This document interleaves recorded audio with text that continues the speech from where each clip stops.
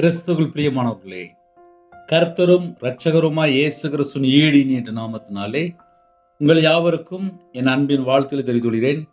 தேவன் அருளிய அப்பம் பிரேயர் மினிஸ்டர் மூலமாக உங்களோடு சந்திப்பதில் மிகுந்த மகிழ்ச்சியடைகிறேன். தினம்தோறும் அதிகால வேளையிலே பரிசுத்த வேதாந்தத்தை நாம் ஒரு பகுதியை தியானித்து நம்முடைய குடும்ப பாதுகாப்பிற்காக நாம் ஜெபிக்கிறோம். 40 நாள் சிலுவை தியானம், கிறிஸ்துவனுடைய பாடுகளை குறித்து நாம் தியானிக்க போகிறோம். அது மாத்திரமல்ல, லெந்து கால பிரசங்கம், 40 நாள் உபவாசம், அநேக காரியங்களை நாம் தியானிக்க போகிறோம். இன்னைக்கு காலைவேளையிலே சிலுவை தியானம் முதலாவது நாம் தியானித்து உபவாச நாட்களுக்குள்ள காரியங்களையும் நாம் தியானிப்போம். கலாத்தியர் 3 அதிகாரம் 13 வசனத்திலே, மரத்திலே தூக்கப்பட்ட எவனும் சபிக்கப்பட்டவன் என்று எழுதியிருக்கிறபடி கிறிஸ்து நமக்காக சாபமாகி நியாயப்பிரமாணத்தின் சாபத்திற்கு நம்மை நீங்களாக்கி மீட்டுக் கொண்டார். ஹல்லேலூயா. உங்க வீட்டில் ஒரு டைரி இருந்துச்சுன்னா நீங்க எடுத்து எழுதி வைத்துக் கொள்ளலாம். சிலுவை தியானம் முதல் நாள். இன்னைக்கு உள்ள வசனம் என்ன அப்படின்னா, கலாத்தியர் 3 அதிகாரம் 13 வசனம். மரத்திலே தூக்கப்பட்ட எவனும் சபிக்கப்பட்டவன் என்று எழுதிக்கிறபடி கிறிஸ்து நமக்காக சாபமாகி நியாயப்பிரமாணத்தின் சாபத்திற்கு நம்மை நீங்களாக்கி மீட்டுக் கொண்டார். நம்ம எல்லாருமே விடுதலையாக்கப்பட்ட சந்ததியா இருக்கணும். உபவாச நாட்களிலே நம்ம என்ன யோசித்து பார்க்கணும் அப்படின்னா, நம்ம எல்லாருமே விடுதலையாக்கப்பட்ட சந்ததியா இருக்கிறோமா? நம்ம எல்லா குடும்பமும் ஆசீர்வாதமா இருக்கா? உங்களுக்கு ஒரு காரியத்தை வேணா நான் சொல்றேன், அது ஆவிக்குரிய வாழ்க்கையில வளர்றதுக்கு நமக்கு பிரயோஜனமா இருக்கும். நான் விக்கிரகத்திலையும் மாந்திரியத்திலையும் மனுஷனை நம்பி 13 லட்சம் கொடுத்த ஒரு நபர், விக்கிரகத்துக்கு மாந்திரியத்துக்கு அடிமையா வாழ்ந்த ஒரு நபர். என்னுடைய வாழ்க்கையிலே எனக்கு ரட்சிப்புனா என்னன்னு தெரியாது, அபிஷேகம்னா என்னன்னு தெரியாது, மீட்புனா என்னன்னு தெரியாது. எதுவுமே தெரியாம எனக்கு தெரிஞ்சு சின்ன வயசுல நான் சர்ச்சுக்கு போயிட்டு வந்துட்டு இருந்தேன். அவ்வளவுதான். இதுதான் என்னுடைய வாழ்க்கையில உள்ள ஒரு காரியம். ஆனால் ரொம்ப கடன்ல கஷ்டப்படும் போது ஒவ்வொரு ஊழியக்காரன்கிட்டயா போய் ஜெபிக்க ஆரம்பிச்சேன். அப்படி ஜெபிக்கும் போதுதான் திருச்சியில் எபினேசர் பால் சொல்லியிருந்தாங்க, கடந்த மாதம் இறந்து போயிட்டாங்க. 2014 எனக்கு அவங்க ஜெபம் பண்ணும்போது அந்த கட்டுகளை உடைத்து அந்த காரியத்தில் வெளியில் கொண்டு வந்தாங்க. மாந்திரியம், விக்கிரத்துக்குள்ளே அடிமையாக இருந்தேன், மனுஷனை நம்பி பல லட்சங்கள் கொடுத்து அடிமையாக இருந்தேன். அந்த கட்டுலேருந்து எனக்கு வெளியில் கொண்டு வந்தாங்க. அதுக்கப்புறம் என்னோடய வாழ்க்கையிலே நான் திருநெல்வேலி பகுதியில் இருக்கிறதுனால பக்கத்தில் 4 மாடி உண்டு. இங்கேருந்து அங்கே போயிட்டு வருவேன், ஃபேமிலியாக போயிட்டு வருவேன். அப்புறம் பக்கத்தில் சர்ச்சுக்கெல்லாம் போயிட்டு வருவேன். கையில் பைபிள் எடுத்து வாசிக்க ஆரம்பித்தேன். கையில் பைபிள் எடுத்து வாசிக்கும் போது எனக்கும் ஒன்றும் புரியாது. ஏன்னா நான் சின்ன வயசில் நான் வேலைக்கு போயிட்டேன். இதையே உங்களுக்கு காலையில் சொல்லித்தரேன் அப்படின்னா, நிறைய குடும்பத்தில் கையில் பைபிள் எடுத்து வாசிக்காமல் இருக்கிறாங்க. ஒரு மனுஷனுடைய வாழ்க்கையில் விக்கிரகம் ஒன்று இருக்கும்போது சாபம் இருக்கும். வீட்டில் நிறைய ஃபோட்டோ வச்சுருப்பாங்க, அந்த ஃபோட்டோக்கு மாலையும் போட்டுருவாங்க. சில வீட்டில் பொம்மை மாதிரி செஞ்சு வச்சுருப்பாங்க. எங்கெல்லாம் சிலை வழிபாடு, உருவ வழிபாடு இருக்கோ அதெல்லாம் அந்த வீட்டுக்குள்ளே சாபமாக இருக்கும். அப்போ சிலுவை தியானம், கிறிஸ்துவின் பாடு, உபவாச நாட்களிலே லெந்து காலத்தில் நம்ம என்ன யோசித்து பார்க்கணும் அப்படின்னா, நம்ம வீட்டில் சாபமான பொருள் ஏதாவது இருக்கா? அதை நம்ம கொஞ்சம் யோசித்து பார்க்கணும். கிறிஸ்து நமக்காக சாபமாகி, இன்னைக்கு நிறைய வீட்டில் என்ன நடக்கும் அப்படின்னா, ஒரு புக் வச்சிருப்பாங்க, இல்லை டைரி வச்சிருப்பாங்க, இல்லைன்னா பர்ஸ் வச்சிருப்பாங்க, இல்லை செல்போன் கையில் இருக்கும். அதில் பார்த்தா ஒரு விக்கிரக போட்டோ இருக்கும். அந்த விக்கிரக போட்டோ அது உங்களோட வாழ்க்கையில சாபத்தை கொண்டு வந்துட்டு இருக்கும். இதே உங்களுக்கு காலில் சொல்லித்தர அப்படின்னா, தேவன் ஆவியா இருக்கிறார். அவரை தொழுது கொள்ள வேண்டும் என்றால் ஆவியோடும் உண்மையோடும் தொழுது கொள்ள வேண்டும். ஒரு போட்டோலையோ இல்ல ஒரு மாலை போட்டோ கிடையாது. தேவன் ஆவியா இருக்கிறார். கல்லுலயோ இல்ல ஒரு மண்ணுலயோ இல்ல ஒரு மரத்திலேயோ கிடையாது. அவர் ஆவியா இருக்கிறார். கம்ப்யூட்டர்ல போய் எனக்கு ஒரு போட்டோ வேணும் அப்படின்னா ஒரு கலர் பிரிண்ட் எடுத்து தருவாங்க. அது இயேசு கிடையாது. அவர் ஆவியா இருக்கிறாரு. அவர் மகிமையா இருக்காரு. அவர் ஒரு போட்டோல பிடிச்சு கொண்டு வர முடியாது. கிறிஸ்து நமக்காக சாபமாகி அப்படின்னா என்ன அர்த்தம் அப்படின்னா, நம்முடைய சாபத்தை எல்லாம் ஒரு சிலுவையில சுமந்து கொண்டார். ஹல்லேலூயா. இனி நம்ம சாபத்தை சுமக்க வேண்டிய தேவையில்லை. இப்ப நிறைய குடும்பத்துல என்ன செய்யறாங்க அப்படின்னா, வீட்டுல நிறைய சிலை வழிபாடு. இது ஏன் சொல்ல வேண்டியிருக்கு அப்படின்னா, நிறைய இடத்துல அதுதான் இருக்கு. தொட்டு தொட்டு கும்பிட்டுருவாங்க. ஒரு சின்ன கேள்வி, நம்ம வாழ்க்கை ஆசீர்வாதமா இருக்கா? உபவாச நாட்கள்ல நம்ம என்ன யோசித்து பார்க்கணும் அப்படின்னா, உங்க வாழ்க்கை ஆசீர்வாதமா இருக்கா? நான் கையில பைபிள் எடுத்து வாசிக்க ஆரம்பிச்சேன். கண்ணீரோடு ஜெபிக்க ஆரம்பிச்சேன். வனாந்தரமான இடம். திருநெல்வேலியில எடைமுடின்னு சொல்லி ஒரு பகுதி உண்டு. 55 கிலோமீட்டர். அதுல தேரி இடம் உண்டு. அங்க போய் காலையில நைட்டும் ஜெபம் பண்ணிட்டு இருப்பேன். கர்த்தர் அபிஷேகம் பண்ணினார். தேவனை தேட ஆரம்பிச்சேன். உபவாசத்தோடு தேவனை தேட ஆரம்பிச்சேன். தேவன் அபிஷேகம் பண்ணினார். அப்போ ஆவிக்குரிய வாழ்க்கையில யாரெல்லாம் வளரணும்னு நினைக்கிறீங்களோ, நம்ம தேவனை தேடணும். இன்னைக்குள்ள சிலுவை தியானம் என்ன அப்படின்னா, கிறிஸ்து நமக்காக சாபமாகி நியாயப்பிரமாணத்தின் சாபத்திற்கு நம்மை நீங்களாக்கி மீட்டு கொண்டார். ஈஸியா நம்ம மக்களுக்கு புரியுற மாதிரி சொல்லணும் அப்படின்னா, சாபத்திலிருந்து நம்மளை வெளியில கொண்டு வந்துட்டார். நம்ம ஆசீர்வதிக்கப்பட்ட பிள்ளைகள். நம்ம ஆசீர்வதிக்கப்பட்ட பிள்ளைகள். நம்ம குடும்பம் ஆசீர்வாதமா இருக்கணும். அதுதான் தேவ சித்தம். ஆனா இன்னைக்கு ஜனங்கள் எங்க போய் சிக்கி கொள்றாங்க அப்படின்னா, மறுபடியும் உருவ வழிபாடு, மறுபடியும் அந்த பழைய காரியங்கள். சில குடும்பத்துல டைரி திறந்து பார்த்தா போதும், அதுல ஒரு சிலை வழிபாடு இருக்கும். சில குடும்பத்துல கையில கால்ல எங்க எடுத்தாலும் சரி, அவங்க ஒரு கர்த்தரை விட்டு தள்ளி போற காரியங்கள்ல தான் இருப்பாங்க. அவங்களுடைய வாழ்க்கையிலே முதல்ல அவங்க எதை புரிந்து கொள்ளணும் அப்படின்னா, தேவன் ஆவியா இருக்கிறார். 2019 ஒரு கடைக்கு போயிருந்தேன். அந்த கடைக்காரரு எனக்கு ஒரு கேலண்டர் கொடுத்தாரு. நான் கேட்டேன், ஐயா இது என்னது அப்படின்னு. நீங்க கிறிஸ்டின் தானே அப்படின்னாரு. ஆமா அப்படின்னு. அப்ப ஏன் நீங்க கேலண்டர் வேண்டாங்கிறீங்க? நான் வேண்டான்னு சொல்லல, இது என்னது அப்படின்னு. இது ஜீசஸ் அப்படின்னாங்க. நான் உடனே அந்த ஐயாட்ட சொன்னேன், கம்ப்யூட்டர் கடையில் போய் ஒரு 20 ரூபா கொடுத்தா டக்குன்னு ஒரு பிரிண்ட் வரும், கலர் பிரிண்ட் வரும். அது இயேசுவா இருக்க முடியுமா? நம்ம ஆராதிக்கிற தேவன் ஆவியோடும் உண்மையோடு இருக்காரு.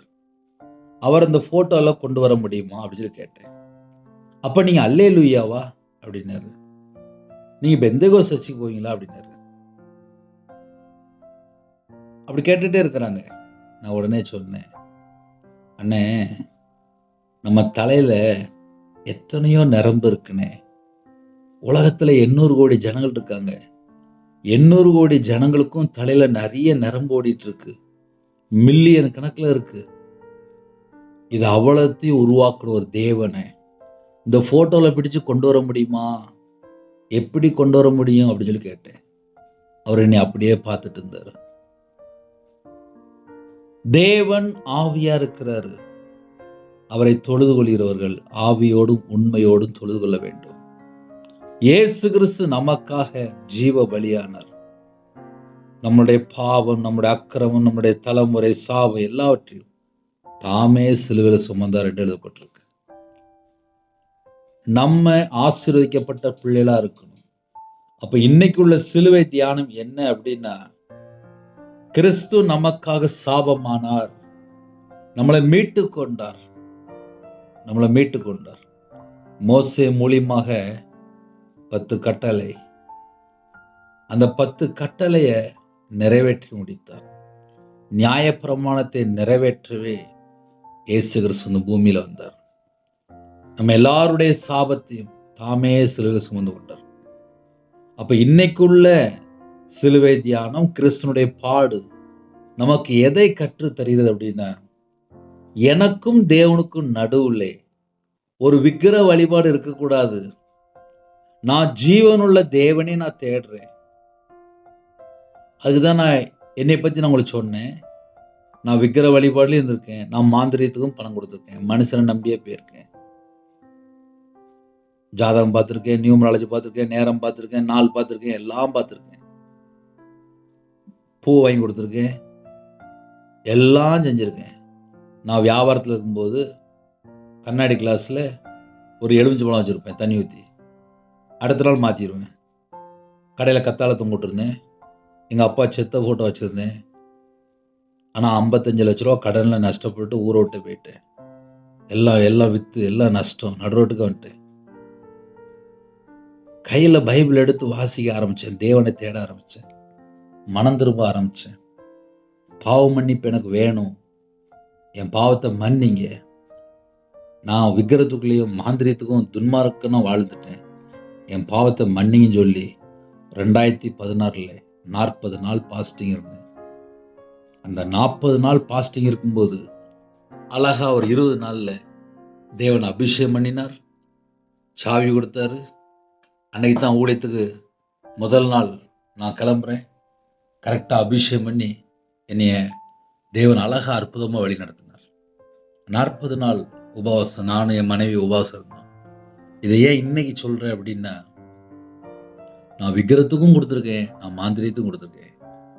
ஆனால் ஜீவனுள்ள தேவனை தேட 40 நாள் உபவாசம் இருந்தேன். அவ்வளோதான். என் பாவத்தை மன்னிங்கப்பா, என் அக்கிரமத்தை மன்னிங்க. நான் விக்கிரத்துக்கு நான் லட்சமாக கொடுத்துட்டேன். சொந்த காசுலேயே மாந்திரியம் பண்ணுறதுக்கு, சூனியத்துக்கு எல்லாத்துக்கும் பணம் கொடுத்துட்டேனே. நான் உங்களை விட்டு தள்ளி போயிட்டேனே. என் வாழ்க்கை ஒரு இருளாக இருந்துச்சு. என்னை மன்னிப்பீங்களா? என்னோட துன்மார்க்கமான காரியத்தை மன்னிப்பீங்களா? நான் கர்த்தரை விட்டு தள்ளி போயிட்டேனே, மன்னிப்பீங்களா அப்படின்னு சொல்லி தான் 40 நாள் பாஸ்டிங் இருக்க ஆரம்பித்தேன். ஆனால் இன்னைக்கு காலை உள்ள செய்தி என்ன அப்படின்னா, இது சிலுவை தியானம். இன்னைக்கு நீங்கள் உங்கள் வீட்டில் டைரி இருந்தால் நீங்கள் இந்த வசனத்தை எழுதி வைத்துக் கொள்ளலாம். கலாத்தியர் 3:13. மரத்தில் தூக்கப்பட்ட எவனும் சபிக்கப்படும் என்று எழுதியபடி கிறிஸ்து நமக்காக சாபமானார். நம்முடைய சாபத்தை எல்லாம் சிலுவையில் சுமந்தார். கிறிஸ்து நமக்காக சாபமாகி நியாயப்பிரமாணத்தின் சாபத்திற்கு நம்மை நீங்களாக்கி மீட்டு கொண்டார். நம்மளை சாபத்திலிருந்து வெளியில கொண்டு வந்தார். அப்ப நம்ம 40 நாள் தேவனுடைய சமூகத்திலே உபவாசத்தோடு இருக்கும்போது, ஆனா உபவாசம்னா எத்தனை மணி நேரம்னா இருக்கணும் அப்படிம்பாங்க. நீங்களும் தேவனும் மட்டும்தான், ஊடையில வேற எதுவுமே வரக்கூடாது. இன்னைக்கு காலை வேளையிலே உபவாச நாட்களுக்குள்ள ஒரு செய்தி நம்ம தியானிப்போம். அது நம்ம தியானிக்கும் போது அந்த வசனத்தை நான் சொல்லும்போது உங்களுக்கு அது பிரயோஜனமா இருக்கும். வீட்டில் டைரி இருந்தால் நீங்க எடுத்து எழுதி வைத்துக் கொள்ளலாம்.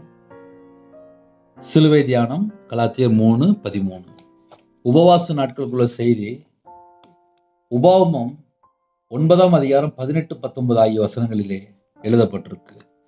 இந்த 40 நாள் உபவாசம் இருக்கும்போது நம்முடைய வாழ்க்கையில என்னென்ன ஆசீர்வாதங்களை நாம் பெற்றுக்கொள்ள முடியும். கர்த்தரை கோபப்படுத்துவதற்கு நீங்கள் அவருடைய சமூகத்தில் பொல்லாப்பு செய்து நடப்பித்த உங்களுடைய சகல பாவங்கள் நிமித்தமும் நான் கர்த்தருக்கு முன்பாக முன்போல இரவும் பகலும் 40 நாள் விழுந்து கிடந்தேன். நான் அப்பம் புசிக்கவும் இல்லை, தண்ணீர் குடிக்கவும் இல்லை. கர்த்தர் உங்களை அழிக்கும்படி உங்கள் மேல் கொண்டிருந்த கோபத்திற்கும் உக்கிரத்திற்கும் பயந்திருந்தேன். கர்த்தர் அந்த முறையும் என் மன்றாட்டை கேட்டார் என்று எழுதப்பட்டிருக்கு. மோசே தேவனுடைய சமூகத்தில் இருக்கிறார். இப்ப இன்னைக்கு காலைவேளை செய்தி என்ன அப்படின்னா, கர்த்தரை கோபப்படுத்துவதற்கு நீங்கள் அவருடைய சமூகத்தில் பொல்லாப்பு செய்து நடப்பித்த உங்களுடைய சகல பாவங்கள் நிமித்தமும். அப்ப எதுக்காக உபவாசம் எதுக்காக உபவாசம் அப்படிங்கிற சில குடும்பத்துல ஒரு கேள்வி இருக்கும். அதுல ஒரு பாயிண்ட்,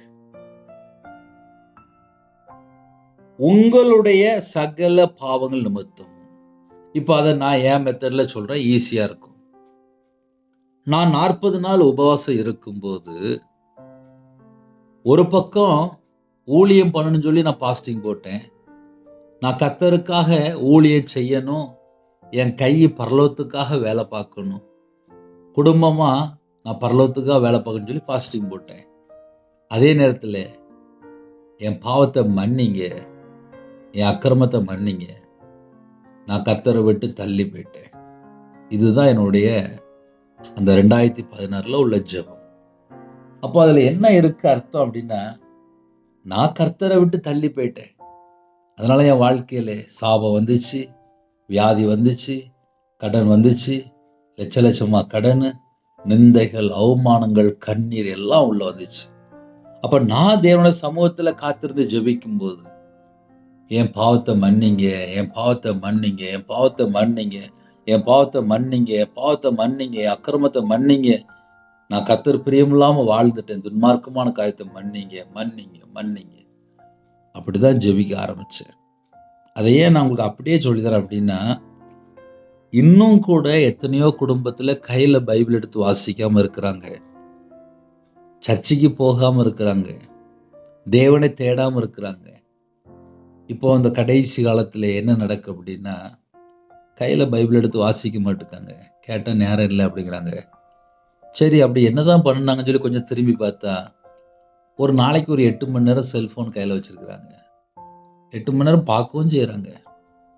காலேஜ் படிக்கிற பிள்ளைகள் ஐடியில் வேலை பார்க்குறாங்க, ஆஃபீஸில் வேலை பார்க்குறாங்க, கம்பெனியில் வேலை பார்க்குறாங்க, வெளிநாட்டில் இருக்கிறாங்க. ஃபேமிலி பார்த்தா உள்ளூரில் இருக்குது, இவங்க பார்த்தா ஃபாரினில் இருக்கிறாங்க. வேறு வேறு ஹாஸ்டலில், ஹோமில் தங்கியிருக்கிறாங்க. வீட்டில் குட்டி பிள்ளைகள். எங்கே பார்த்தாலும் இந்த செல்ஃபோன் பாவ அடிமையில் தேவையில்லாத வீடியோ பார்த்துக்கிட்டு, தேவையில்லாத வெப்சைட்டு, தேவையில்லாத கேமு, ஆன்லைனில் போய் பணத்தை போய் செக் பண்ணி பார்க்குறது, கையில் ஒரு பாட்டு புக் எடுத்து பாட்டு படிக்க மாட்டேங்காங்க, செல்ஃபோனில் போய் அதில் ஒரு பாட்டு பார்க்குறாங்க. நான் தேவனை எப்படி தேடுறேன்? என் இருதயம் எதை சார்ந்து இருக்கு? அந்த வேடை நீங்கள் நல்லா கவனிக்கணும். என் இருதயம் எதை சார்ந்து இருக்கு? அப்போ இந்த 40 நாளில் நம்ம எதை தெரியுமா யோசித்து பார்க்கணும்?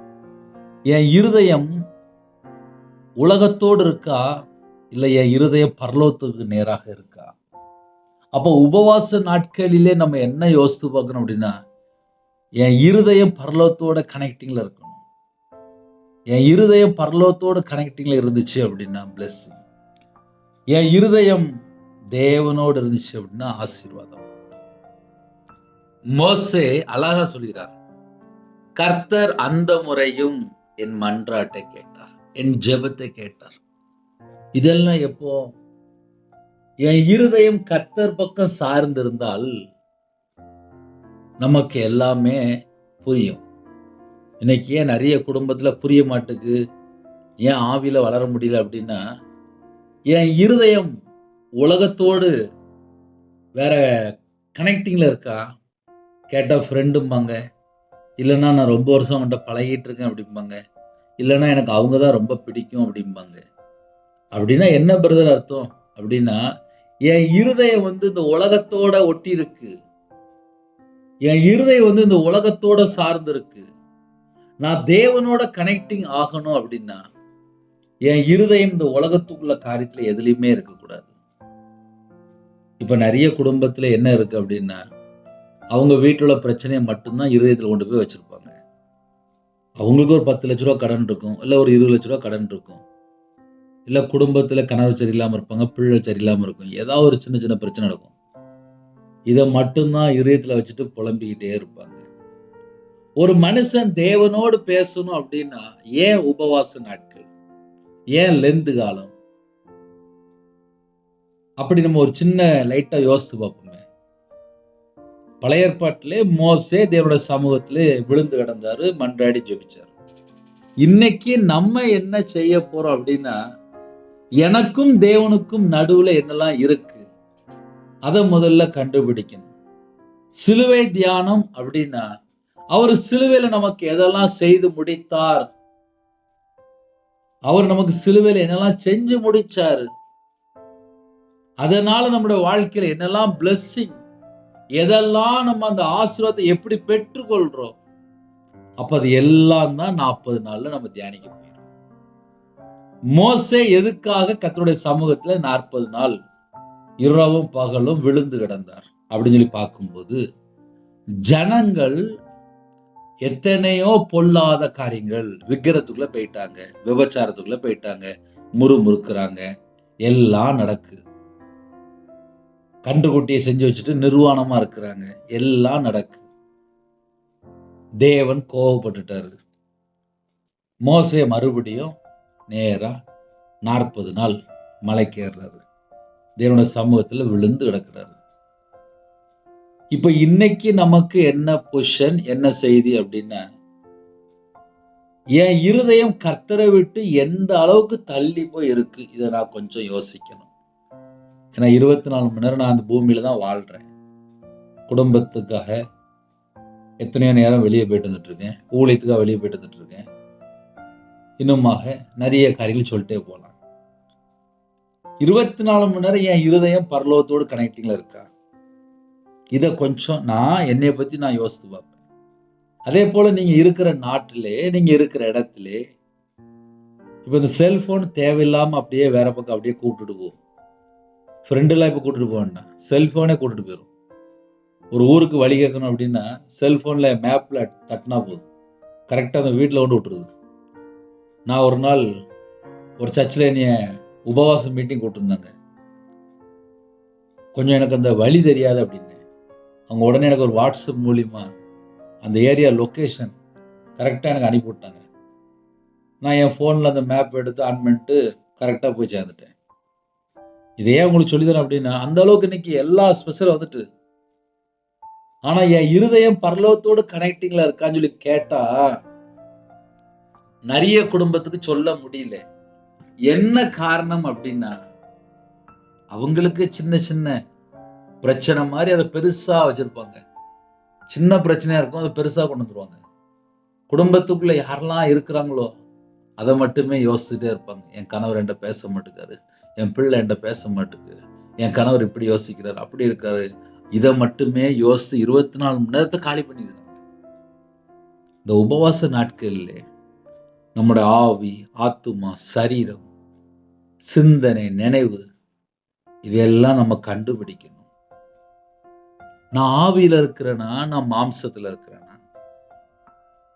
என் ஆத்துமா மண்ணோடு ஒட்டிட்டு இருக்கா?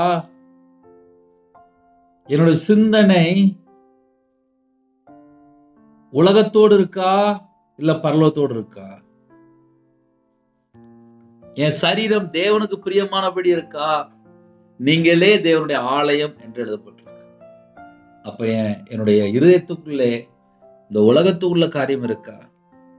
மோசேனுடைய வாழ்க்கையில நம்ம தியானிக்கும் போது அழகா இருந்துச்சு. எப்படி அப்படின்னா, 40 நாள் தேவனுடைய சமூகத்திலே விழுந்து கிடந்தார், இரவும் போலும் 40 நாள். இப்ப நம்ம வாழ்க்கையில, ஆவிக்குரிய வாழ்க்கையில வளரணும், குடும்பம் ரட்சிக்கப்படணும், எழுப்புதல் வரணும், தேசத்துக்குள்ள எல்லாரும் மனம் திரும்பணும், எல்லாரும் பாவ மன்னிப்பு பெற்றுக்கொள்ளணும், எல்லாரும் சத்தியத்தை அறியணும், எல்லாரும் ஜெபிக்கணும், எல்லாரும் தேவனை தேடணும், எல்லாரும் பரலோகத்துக்கு போய் சேரணும். இது எல்லாமே பிதாவின் சித்தம். இப்ப இந்த பிதாவின் சித்தம் செய்ய நம்ம ஒரு 40 நாள் பாஸ்டிங் போட்டா நல்லா இருக்கும். இப்ப கர்த்தருடைய பிள்ளைகளுக்கு டெய்லி சிலுவை தியானமும் உபவாச நாட்களிலே நம்ம எப்படி எப்படி உபவாசம் இருக்கணும், ரெண்டுமே நம்ம தியானிக்க போயிடும். கர்த்தருடைய கிருபையினால எனக்காக நீங்க முடிந்தால் ஜெபித்துக் கொள்ளுங்க. ஏன்னா உபவாச நாட்களிலே சிலுவை தியானம் பிளஸ் பாஸ்டிங்ல நம்ம என்ன செஞ்சுட்டு இருக்கோம், என்ன செய்யணும், ரெண்டுமே இரவும் கூட நம்ம தியானிக்கிறோம். அதையும் தொடர்ந்து கேளுங்க. கர்த்தரை கோபப்படுத்துவதற்கு நீங்கள் அவருடைய சமூகத்தில் பொல்லாப்பு செய்த நடப்பித்த உங்களுடைய சகல பாவங்கள் நிமித்தமும், உங்களுடைய சகல பாவங்கள் நிமித்தமும். இப்ப என் வாழ்க்கையில் நான் உள்ள காரியத்தை ஏன், பர்சனல் காரியத்தை ஏன் சொன்னேன் அப்படின்னா, நான் சின்ன வயசுலன்னா ஒரு 3 வயசுல நான் சர்ச்சுக்கு போன பையன்தான். ஆனால் 2015 தான் ஒரு தெளிவு, கையில் பைபிள் எடுத்து வாசிக்க ஆரம்பித்தேன். தேவனை உண்மையாக தேட ஆரம்பித்தேன். அப்போ அதுக்கு முன்னகுட்டி உள்ள வாழ்க்கை அது எல்லாமே எப்படி இருக்குது அப்படின்னா, உலகத்தோடு ஒட்டிகிட்டு இருந்துச்சு. மனுஷனோட சத்தத்தையும் கேட்பேன். கடையில் ஒரு கண்ணாடி கிளாஸில் தண்ணி ஊற்றி எலுமிச்சம்பழம் வை அப்படிம்பாங்க. அப்படியா நீங்கள் சொல்லிட்டீங்களா, நான் அப்படியே கேட்குறேன் அப்படிம்பேன். கத்தாழை தொங்க விட்டுரு, கடை நல்லாயிருக்கும் அப்படின்னு. சரி சரி. உங்கள் அப்பா ஃபோட்டோவை போட்டுரு, செத்த ஃபோட்டோ போட்டுரு, கடை நல்லாயிருக்கும். சரி சரி சரி சரி. எல்லாத்தையுமே தலையை ஆட்டி ஆட்டி செஞ்சுக்கிட்டே இருந்தேன். சாபத்தில் வாழ்ந்துட்டு இருந்தேன். எனக்கு விசேஷமாக என் மனைவி ஒரு 5 வருஷம் சர்ச்சில் போய் ஜெபம் பண்ணியிருப்பாள். டெய்லி அழுது அழுது அழுது அழுது ஜெபம் பண்ணிடுவோம். ஏன்னா நான் விக்கிரத்தில் இருக்கேன், அடிமையாக இருக்கேன், மாந்திரியத்துக்கு பணம் கொடுத்துக்கிட்டே இருக்கேன். இதுலேருந்து நான் வெளியில் வர்றதுக்கு திறப்பில் நின்று ஜெபம் பண்ணேன். அதுக்கப்புறம் நிறைய ஊழியக்காரங்க, சர்ச்சில் உள்ள விசுவாசிகள், எங்கள் அம்மா, ஃபேமிலி, இப்படி எத்தனையோ காரியங்கள் சொல்ல முடியும். கர்த்தரை நீ ஒரு நாள் தொட்டார். இன்னைக்கு 2026 உங்கள் முன்னாடி நிப்பாட்டியிருக்காரு. என் சாபத்தை எல்லாம் இயேசு கிறிஸ்து சிலுவையில் சுமந்தார். அப்போ அந்த வசனம்லாம் என் இதயத்துக்குள்ள வந்து என்னை தொடும்போது தான் என் வாழ்க்கையில சாபம்லாம் வெளியில் போச்சு. நான் எங்கெல்லாம் கர்த்தரை விட்டு தள்ளி போய் வாழ்ந்துட்டு இருக்கணும், அது எல்லாவற்றையும் தேவனோட சமூகத்தில் அறிக்கை பண்ண ஆரம்பிச்சேன். என்னை மன்னிங்க, என்னை மன்னிங்க, என்னை மன்னிங்க. வேற ஒன்றுமே கேட்கலப்பா, என்னை மன்னிச்சிருங்க, நான் உங்களை விட்டு தள்ளி போயிட்டேன். அப்போ சிலுவை தியானத்தில் நம்ம தியானிச்சோம். உபவாச நாட்களை நம்ம என்ன தான் யோசித்து பார்க்கணும். முதல்ல என்கிட்ட உள்ள அந்த மிஸ்டேக் என்ன, நான் கர்த்தரை விட்டு எந்தெந்த இடத்த தள்ளி போயிருக்கேன், அதை நம்ம கொஞ்சம் நிதானமாக யோசித்து பார்க்கணும். 24 மணி நேரம் என் கண்ணு தேவையில்லாத இதெல்லாம் பார்க்கு. என் சிந்தனை 24 மணி நேரத்தில் தீமையான காரியங்கள் எதெல்லாம் யோசிச்சு,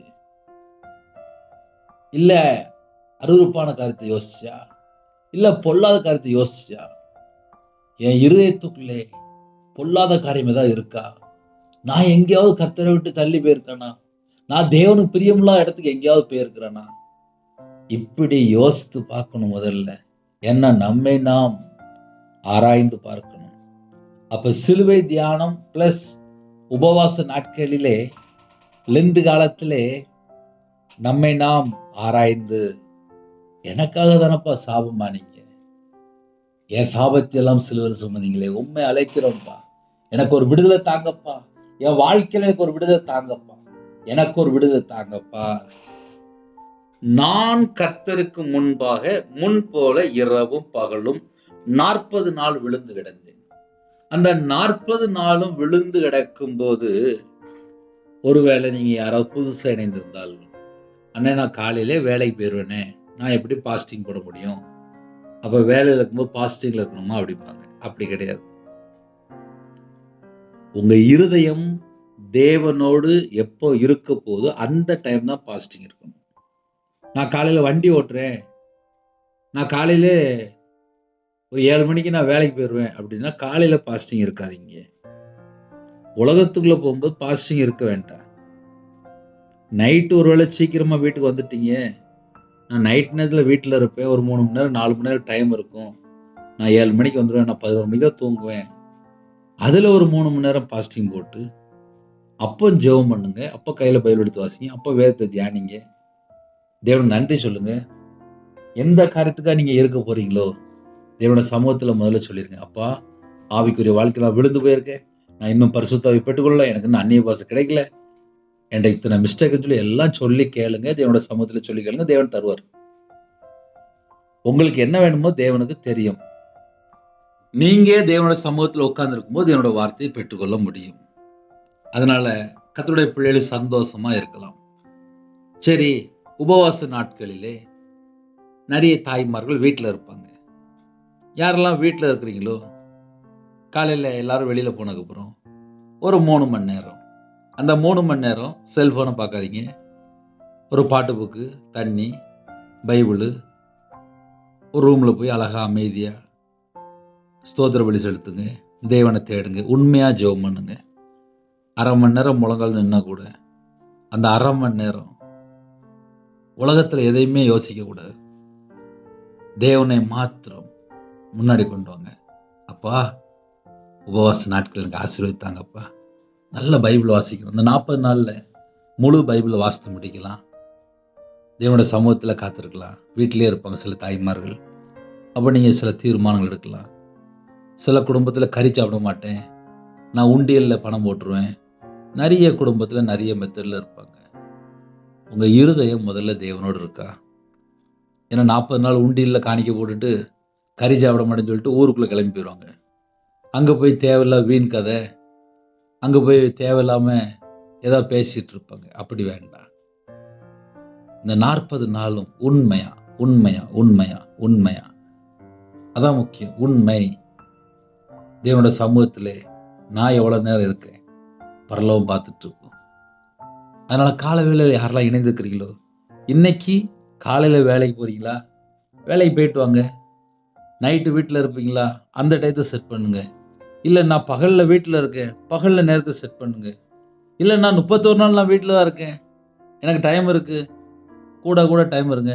3 மணி நேரம்னா 6 மணி நேரம் இருங்க, தப்பு இல்லை. ஆனால் அந்த 6 மணி நேரம் செல்ஃபோனை பார்க்காம, உலகத்துல தேவையில்லாமல் எதுவுமே யோசிக்காம தேவனுடைய சமூகத்தில் உண்மையாக இருக்க முடியுமா? அதுதான் வேணும். ஏன்னா மோசே எப்படி இருக்கார் அப்படின்னு சொல்லி பார்க்கும்போது, இரவும் பகலும் 40 நாள் 40 நாள் என்று எழுதப்பட்டு விழுந்து கிடந்தேன் அப்படின்னா அங்க செல்போன் கிடையாது, அங்க பக்கத்துல யாரும் கிடையாது, மனுஷன் கிடையாது, தேவையில்லாத தொந்தரவு அங்க இருக்காது, எந்த உலக சத்தம் கேட்காது, மனுஷ சத்தம் கேட்காது, சொந்தக்காரன் சத்தம் கேட்காது, செல்போன் சத்தம் கேட்காது. அப்படி இருக்கணும். மோசே அப்படி இருந்தார். இன்னைக்கு தனி ரூம்ல போய் ஜெபம் பண்ணணும் அப்படின்னா செல்போனை தான் உள்ள கொண்டு போறாங்க. அதனால காலை வேளையில யாரெல்லாம் இணைந்திருக்கிறீங்களோ, ஒருவேளை உபவாசம் இருக்கிறது உங்களுக்கு வாய்ப்பு இருக்கா?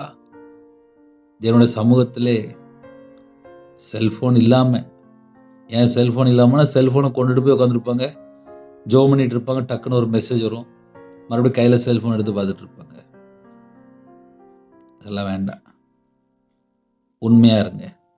நான் 2016 உபவாசம் இருக்கும்போது நானும் மனைவியும் உபவாசம் இருந்தோம். அப்போ நான் வேற ஊர்ல இருந்தேன். உடனே என்ன பண்ணேன் அப்படின்னா, டிவி அந்த கேபிள்லாம் கட் பண்ணிட்டு டிவி தூக்கி மேலே தூக்கி வச்சிட்டேன். 40 நாள் எதுவுமே செய்யக்கூடாது. வெளியே தேவைப்பட்டா ஃபேமிலிக்கு ஏதாவது ஜாமான் வாங்கி கொடுக்கணும், அவ்வளோதான். எல்லாத்தையும் நிப்பாட்டி இரவும் பகலுமா தேவனை தேட ஆரம்பித்தேன். நடுராத்திரியில் ஜெபிக்க ஆரம்பித்தேன். அபிஷேகத்தினால் நிரப்புனார். எவ்வளோ காரியங்கள் சொல்ல முடியும். அதே போல் உங்கள் வாழ்க்கையில் எந்த அளவுக்கு உபத்திரம் இருக்கோ, அந்த உபத்திரத்தை பெருசாக பார்த்துறாதீங்க. தேவனை தேடுங்க. தேவனை தேடினால் நம்முடைய முகம் பிரகாசமாக இருக்கும், நம்முடைய வாழ்க்கை பிரகாசமாக இருக்கும், நம்ம வீட்டில் உள்ள பிரச்சனை மாறிடும். என் வாழ்க்கையில் மாறி இருக்கு. நான் இன்னைக்கு உயிரோடு இருக்கேன். ஒரு மனுஷனோட வாழ்க்கையில் எங்கெல்லாம் குறை இருக்கோ அந்த குறைகளெல்லாம் தேவன் மன்னிக்கணும் அப்படின்னா, மனம் திரும்பும் போது, பாவ மன்னிப்பை பெற்றுக்கொள்ளும் போது, உபவாசத்தோடு இருக்கும்போது தேவன் நம்ம குடும்பத்திலே ஒரு அதிசயம் அற்புதம் நடக்கும். தேவனோட வல்லமை வெளிப்படும். நம்ம குடும்பம் ஆசீர்வாதமா மாறிடும். அதுக்கு நான் தேவனோட சமூகத்திலே எந்த அளவுக்கு தாழ்த்த போறேன், அதுதான் முக்கியம். கர்த்தர் உங்களை அழிக்கும்படி உங்கள் மேல் கொண்டிருந்த கோபத்திற்கும் உக்கரத்திற்கும் பயந்திருந்தேன். கர்த்தர் அந்த முறையும் என் மன்றாட்டை, என் விண்ணப்பத்தை, என் ஜெபத்தை கேட்டார். அப்ப உபவாச நாட்களிலே நம்ம எந்த காரியத்துக்காக இருந்து ஜெபிக்கிறோமோ தேவன் பார்ப்பார். ஏன்னா இருதயத்துக்குள்ள கோபமோ, எரிச்சலோ, வைராக்கியமோ, கசப்போ எதுவுமே இருக்கக்கூடாது. அது ஒரு முக்கியமான பாயிண்ட். தேவன் இருதயத்தை பார்ப்பார். பாஸ்டிங் போடுறேன்னு சொல்லிட்டு பக்கத்து வீட்டு மேல ஒரு கோபம், எரிச்சலோட வரக்கூடாது. எல்லாத்தையும் மன்னிச்சிடணும். மன்னிக்கிற ஒரு சுபாவம், ஒரு இருதயம் இருக்கணும். மன்னிக்கிற பிள்ளைகளா இருக்கணும். நிறைய குடும்பத்துல 10 வருஷம் 20 வருஷம் பேசாம இருக்கிறாங்க. கேட்டா நான் 10 வருஷமா பாஸ்டிங் போட்டேன் அப்படிம்பாங்க. எல்லாம் சரிதான். மன்னிக்க முடியாத காரியம் இருக்க வீட்டுக்குள்ள, இருதயத்துக்குள்ள, அதையெல்லாம் எடுத்து போட்டுருங்க. யாரெல்லாம் உபவாசம் எடுக்க போகிறீங்களோ, ஒரு சின்ன ஜோமனி முடிக்க போகிறேன், கேளுங்க. உண்மையாக முடிஞ்சால் உபவாசம் இருங்க.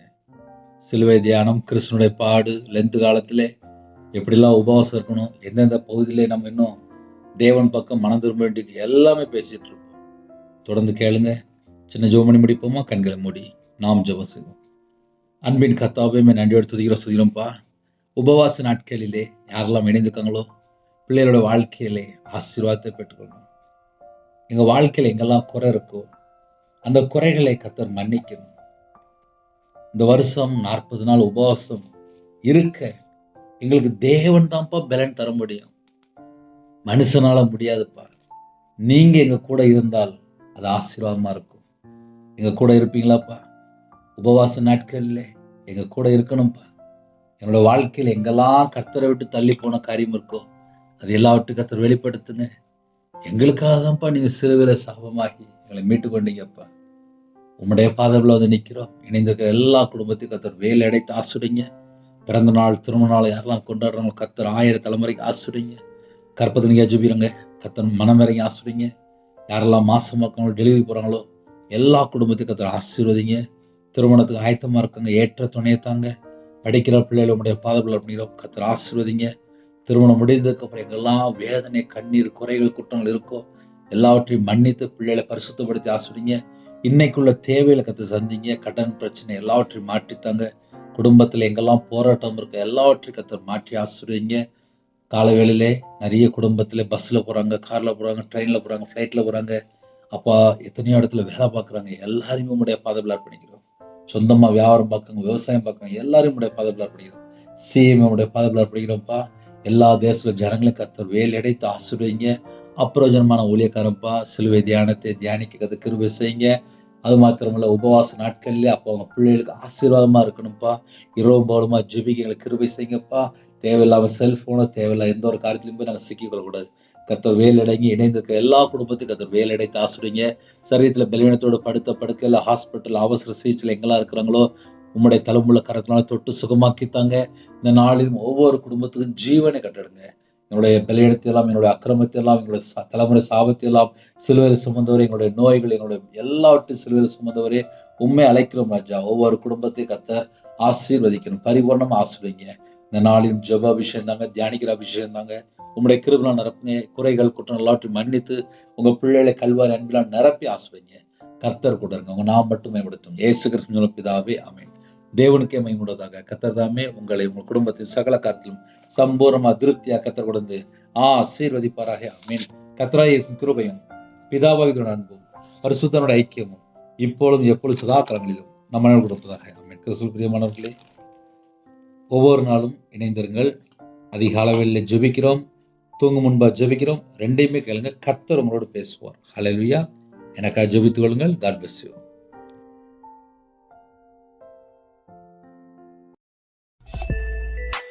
Thanks for watching.